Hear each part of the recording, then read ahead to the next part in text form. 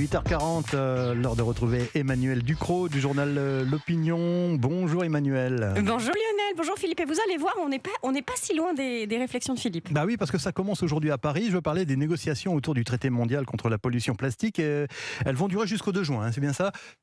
L'initiative d'un traité mondial contre la pollution plastique vient d'une résolution de l'Assemblée des Nations Unies de mars 2022. Depuis, des négociations rassemblent 193 États. Première réunion en Uruguay en mars 2022. Il y en aura 3 autres après Paris d'ici à 2024.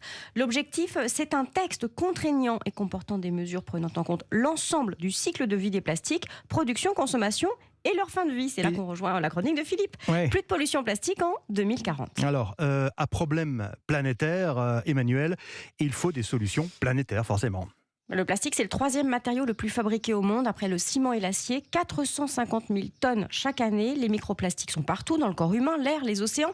Et il n'y a donc qu'un traité mondial qui puisse mettre fin à cette pollution mondiale. 460 millions de tonnes chaque année. 450 millions de tonnes. Cela mène quand même à plusieurs réflexions, Emmanuel.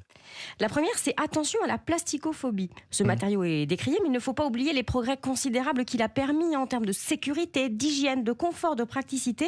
Il a des usages de résistance, par exemple, qu'on ne sait pas remplacer. Penser plastique, c'est penser forcément bénéfices et risques. Réflexion qui mène à une deuxième réflexion. Le plastique, c'est un matériau du développement.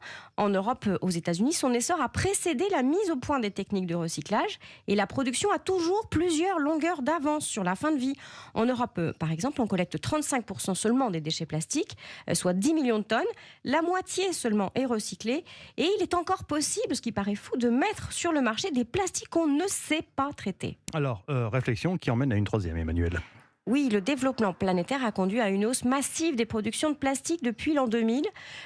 Depuis l'an 2000, le monde en a produit plus que durant les 50 ans précédents. Ouais. Dans les pays développés, on a 2 leviers d'action à activer d'urgence. D'abord, une baisse drastique des quantités produites, notamment pour les usages uniques et les emballages. Ça, c'est le plus gros du marché. Ensuite, il faut intensifier la collecte, le recyclage et l'incorporation des résines récupérées dans des nouveaux produits. Et ça pose des problèmes toxicologiques et de qualité Mais encore. on doit aussi agir sur un autre front. Et oui, en suivant un axe nord-sud. Les Philippines, l'Inde, la Malaisie, la Chine, l'Indonésie, ce sont les 5 pays qui rejettent le plus de plastique dans les océans. Et ça ne dit rien des déchets terrestres qui sont émis par ailleurs.